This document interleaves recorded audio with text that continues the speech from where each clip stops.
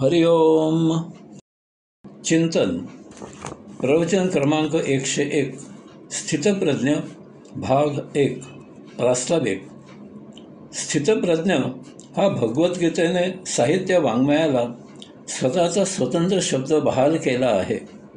प्रत्यक्ष हा शब्द गीतेमध्ये वापरलेला आहे. तो बहुमोल विशेष असा आहे. मानवी जीवनासाठी तो सर्वार्थ, सर्वोत्कृष्ट, सर्वोच्च आहे. यामुळे त्याचे अनन्य महत्त्व आहे.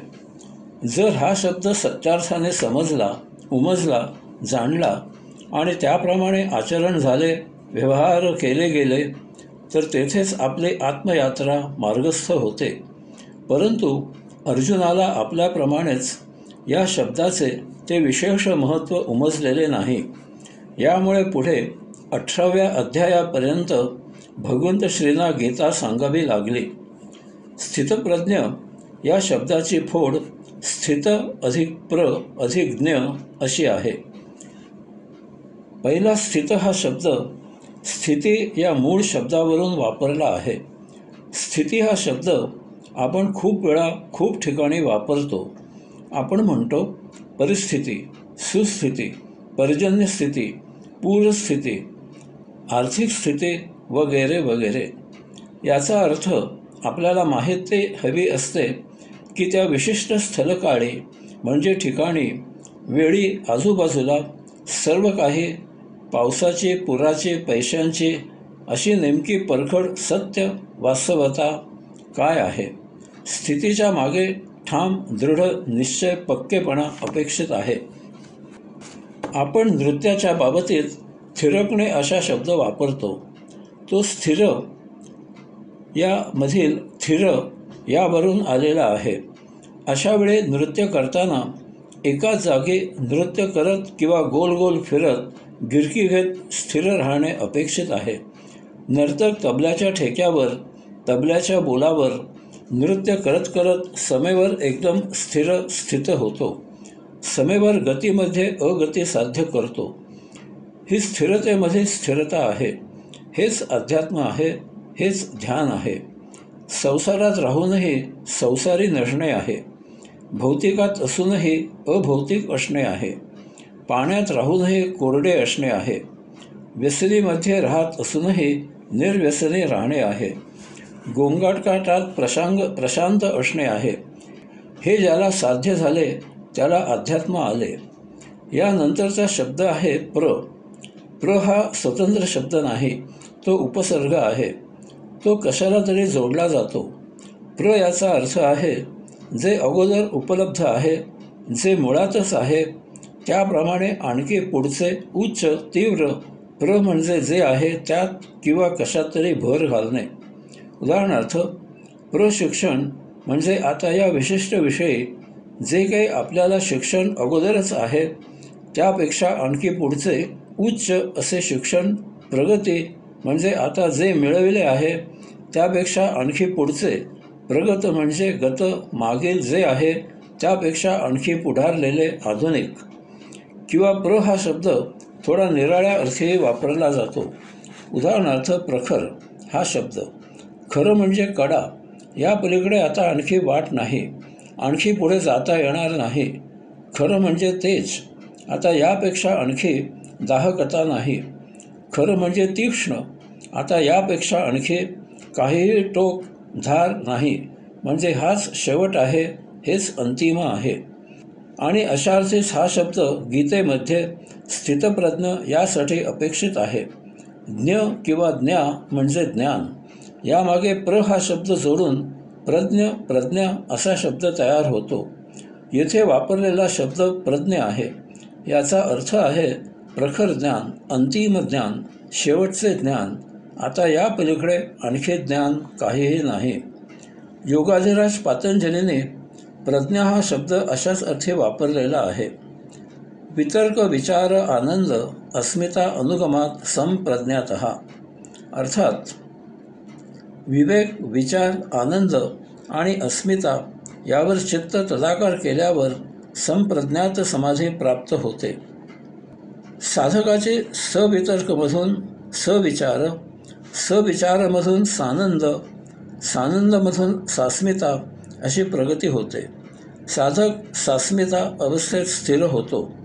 अस्मी म्हणजे मी आणि तो पुरुष एवढीच भावना उरते. बाकी सर्व भावनांचा अभाव होतो. त्यावेळी संप्रज्ञात समाधी पूर्ण होते. अशा वेळी अस्मिन सास्मिन भाव तेवढाच शिल्लक राहतो. म्हणजे अंशात्मा आणि परमात्मा एवढाच भाव शिल्लक असतो. मी आहे असे एक इवलेसे स्पंदन, इतकीच जाणीव असते. आता या पलीकडे फक्त भगवंत श्री योगेश्वर पुरुषोत्तम श्रद्धा वीर स्मृती समाधी प्रज्ञापूर्वक इतरेषाम, अर्थात इतरांना श्रद्धा प्रयत्न स्मृती तदाकारी प्रज्ञा यामुळे असंप्रज्ञात समाधी प्राप्त होते. ज्या साधकांना असंप्रज्ञात समाधी साध्य झालेली नसते अशाने साधना करावी. त्यासाठी योगाधिराज पातंजली 5 पायऱ्या सांगत आहेत. 1. श्रद्धा. योगेश्वरावर पूर्ण श्रद्धा असायला हवी. 2. वीर्य. साधना पूर्ण ताकदीने संपूर्ण शक्ती वापरून उत्कृष्ट उद्दिष्ट साध्य होईपर्यंत झाली पाहिजे. 3. स्मृती. अगोदर असलेले ज्ञान समयोचित वापरून साधना केली पाहिजे. 4. समाधी. समाधी ही एक कृती आहे. ती शिकून त्याप्रमाणे शेवटपर्यंत समाधी साध्य होईपर्यंत साधना करायला पाहिजे. 5. प्रज्ञा. यासाठी सखोल ज्ञानलालसा ठेवली पाहिजे. वरवरचे प्रयत्न अपुरे ठरतात. असे प्रयत्न केले की असंप्राज्ञ समाधी साध्य होते. आता या पलीकडे फक्त भगवंत श्री योगेश्वर पुरुषोत्तम म्हणजे मुक्ती. ऋतुंभरा तत्र प्रज्ञा, अर्थात येथे ऋतुंभरा प्रज्ञा प्राप्त होते. साधक सर्व काही पार करून शून्यावस्थेत समाधिस्थ होतो. आता केवळ शून्यावस्थेचे बीज त्याच्यात उरले आहे. त्याने सर्व परिसीमा पार करून परमात्म्यात विलीन करण्याच्या रेषेवर स्वतःला स्थित केले आहे. येथे त्याला शुद्ध सत्याचे ज्ञान होते. सकारात्मक नकारात्मक सर्व काही पार करून तो शून्यावस्थेत आहे. ही मुक्तावस्थेची अंतिम शेवटची घडी आहे. आता या पलीकडे फक्त भगवंत श्री योगेश्वर पुरुषोत्तम. श्रुत अनुमान प्रज्ञाभ्याम अन्य विषया विशेष अर्थत्वात, अर्थात ऋतुंभरा प्रज्ञेमुळे साधकात दिव्य प्रज्ञा प्रकट होते. ज्ञानेंद्रियामुळे किंवा अनुभूतीमुळे जे ज्ञान प्राप्त होते त्यापेक्षा विशेष दिव्य ज्ञान देणे यासाठी ऋतुंभरा प्रज्ञा विशेषार्थी कार्य करते. ऋतुंभरा प्रज्ञा ही आपल्या इंद्रियामुळे प्राप्त होत नाही, कारण ते ज्ञान नाही. ती दिव्य अनुभूती असते. तो साक्षात्कार आहे, दिव्य बोध आहे. ती अतींद्रिय दिव्य प्रज्ञा आहे. ती मिळत नाही, साधकात प्रकट होते वगैरे वगैरे. अशा प्रकारे प्रज्ञा ही देहादी इंद्रियांना प्राप्त होणारी नाही. ती साधकाच्या मुक्तीच्या अंतिम अवस्थेत त्याच्यात प्रविष्ट होते. तस्य सप्तधा प्रांतभूमी प्रज्ञा, अर्थात सर्व दुःखे नष्ट झाली की जी प्रज्ञा प्राप्त होते त्यामुळे स्वाभाविक असलेल्या 7 प्रवृत्ती त्यांच्या विनाशाच्या शेवटच्या टोकाला पोचतात, त्या नष्ट होतात. विवेकख्याती अविप्लवा या हानोपायाने कैवल्य प्राप्त झालेला साधक सप्तके, सप्तेंद्रिय, सप्तरिपू, सप्तपाताल, स्वर्ग, सप्तकालमापनाचे वार, सप्तभूमी अशा 7 अवस्थांची शेवटची टोके ओलांडून प्रकर्षाने प्रगाढ, प्रवीण, प्रणवाचे, औषात्म्याचे, परमात्म्याचे प्राज्ञभूमीत प्रवेश करतो. जाण्याचा मुद्दा इतकाच की प्रज्ञा ही अंतिम शेवटची वेस आहे. ती ओलांडली की कैवल्य प्राप्ती होते. तज्जायात प्रज्ञालोकः, अर्थात संयम प्राप्त झाला की त्यामुळे विशेष प्रकारच्या ज्ञानाचा प्रकाश उजळतो. संयमात अवस्थित झालेल्या साधकामध्ये ते ज्ञान अनुभूती यामधून प्रज्ञालोक उदयाला येतो. साधकाला एका दिव्य प्रकाशाची अनुभूती प्राप्त होते. हा प्रकाश त्याच्या स्वतःच्या आत प्रविष्ट होतो. हाच प्रज्ञेचा आलोक म्हणजे दिव्य ज्ञानाचा प्रकाश असतो. प्रज्ञालोक प्राप्तीमध्ये त्यातील सूक्ष्मातिसूक्ष्म गहन ज्ञान मिळते. विषयाचा गाभा, मर्म, सारतत्व उलगडले जाऊन आकलन होते. हे यापूर्वी न झालेले अत्युच्च उत्कट ज्ञान असते. महत्त्वाची गोष्ट अशी की प्रज्ञेमुळे मुक्तीची यात्रा सफल होते.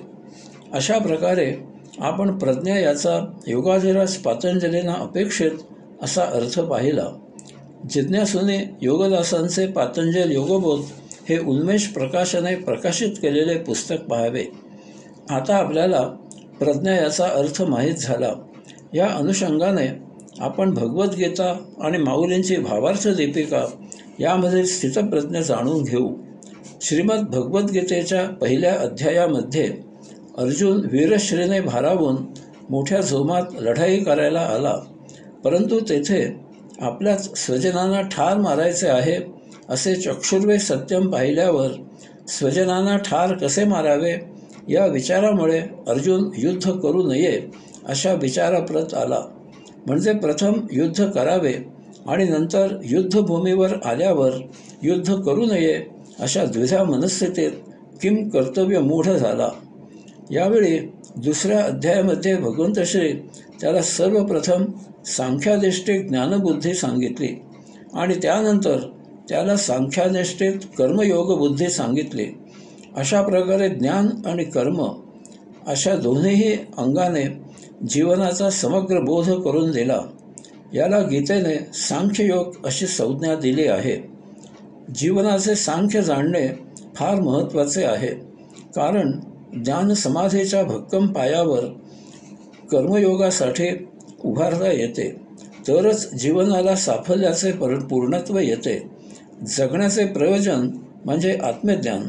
याला जीवन जाणण्याच्या कलेची म्हणजे कर्मयोगाची जोड दिली की जीवनाचे संपूर्ण सांख्य शास्त्र तत्त्वज्ञान झाले. ज्ञान आणि कर्म या जोडगोडीने जीवन पूर्ण होते. यामधील फक्त एकच असून उपयोग नाही. एकाच वेळी दोन्हीही आपल्या आचरणात असली पाहिजेत. ज्ञान म्हणजे आपल्याला गाडी चालविता येते, परंतु कर्म म्हणजे आपल्याकडे गाडी नाही. कर्म म्हणजे आपला आवाज सुस्वर आहे, परंतु ज्ञान म्हणजे आपल्याला गाणे कसे गावे याचे तंत्र माहीत नाही. कर्म म्हणजे अंगिक पराक्रम आहे, परंतु ज्ञान म्हणजे लढाईचे डावपेच कसे आखावे हे माहीत नाही. काय उपयोग आहे एकतर्फे ज्ञानाचा किंवा कर्मयोगाचा? ज्ञान म्हणजे उक्ती, कर्म म्हणजे कृती. आपल्या जीवनाला या दोहोची सांगड असली पाहिजे. या दोहोमध्ये समन्वय असला पाहिजे. जशी उक्ती तशी कृती केली पाहिजे. रेलगाडी धावण्यासाठी 2 रूळ लागतात, तसेच आपल्या जीवनाची इमारत ज्ञान आणि कर्म या 2 खांबावर उभी आहे. म्हणून जर फक्त एकच असेल तर दुसरे उपलब्ध असूनही सुप्तावस्थेस तसेच पडून राहील. परंतु जर या दोहोची सांगड घातली गेली, दोन्ही एकत्र यात्रा करू लागले, तर साध्य नक्की आपलेच आहे. कारण या योगे एक तिसरे तेथे आपोआप प्रकट होते. काड्यापेटीवर काडी घासलीच नाही तर त्यामधून तिसरा अग्नी तेथे प्रकट होणार नाही. ज्ञानबुद्धीने कर्मयोग बुद्धी चालली पाहिजे. यालाच गीतेने सांख्ययोग असे म्हटले आहे. तरच मुक्कामावर यात्रा पूर्ण होते. कारण यामधून तेथे आपोआप तिसरा भक्तियोग प्रकट होतो. महिला केसांचे 3 भाग करून वेणी घालतात. त्रिवेणी संगमामुळे पेच घट्ट होतो, मजबूत होतो. भक्तियोगामुळे सांख्याची ज्ञानबुद्धी आणि कर्मयोग बुद्धीचे अंतःकरणापासून आचरण येते. येथे औषधमेशी योग जुळून येतो. म्हणून भगवंत श्रीने दुसऱ्या अध्यायात सर्वप्रथम सांख्यांची ज्ञानबुद्धी सांगितली आणि त्यानंतर याला जोडून सांख्याची कर्मयोग बुद्धी सांगितली. असे दोहो मिळून जीवनाचे सांख्य, सिद्धांत, तत्त्वज्ञान, गणित, सारतत्व तयार झाले. गीतोपदेश करताना भगवंत श्रीने कर्म, विकर्म यामधून अकर्म प्राप्त होते असेही सांगितले. तसेच बीजाचा नाश होत नाही आणि यापासून मिळणाऱ्या फळाचा दोषही लागत नाही असेही सांगितले. याचबरोबर समत्व, समबुद्धी यावर भर दिला. सांख्य तत्त्वज्ञानाने स्थितप्रज्ञता प्राप्त होण्याच्या 5 पायऱ्या आहेत. 1. ज्ञानबुद्धीने साधनेची सुनिश्चितता. आत्मज्ञान प्राप्तीसाठी अनेक मार्ग सांगितले जातात. यामधील आपल्याला कोणता मार्ग अनुकूल आहे हे पक्के ठरविले पाहिजे. साधनेत धरसोडपणा उपयोगी नाही. साधनेत सातत्य असले पाहिजे. 2. कर्मयोग बुद्धीने निष्काम कर्म केले पाहिजे. कर्मापासून मिळणाऱ्या लभ्यांशाचा विचार करून कर्म करायचे नाही. कर्म हे कर्म करायचे म्हणूनच केले पाहिजे. 3. ज्ञानबुद्धी आणि कर्मयोग बुद्धी यांच्यामध्ये समन्वय साध्य झाला पाहिजे, तरच सांख्य साध्य होईल. ज्ञान आणि कर्म हे एकमेकांना पूरक असले पाहिजेत. 4. सम्यक आचरण. नेहमी मध्यावर शून्यावर मुक्काम असला पाहिजे. कोणत्याही एका टोकाला रेंगाळायचे नाही. सतत जीवनाचा समतोल सांभाळायचा. 5.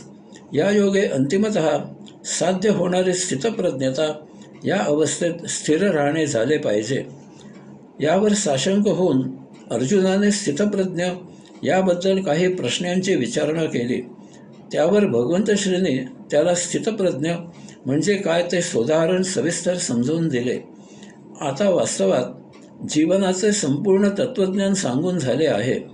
येथे गीता सांगून झाली होती, कारण आता यापेक्षा आणखी काही निराळे सांगण्याचे शिल्लक राहिले नव्हते. यास्तव आता अर्जुनाने कर्तव्य कर्माला उद्युक्त होऊन लढाईला आरंभ करायला हवा होता, परंतु त्याला सांख्ययोग पूर्ण पचला नाही. त्याच्या अजूनही शंका शिल्लक आहेत आणि म्हणून पुढे 18व्या अध्यायापर्यंत त्याला अनेक प्रकारे ज्ञान विज्ञान समजावून सांगावे लागले. आपल्यालाही जर हा दुसरा अध्याय आणि त्यामध्ये सांख्ययोग संपूर्ण समजला तर त्यापुढील आपले गीता वाचन ही एक आनंददायी यात्रा होईल. हरिओम.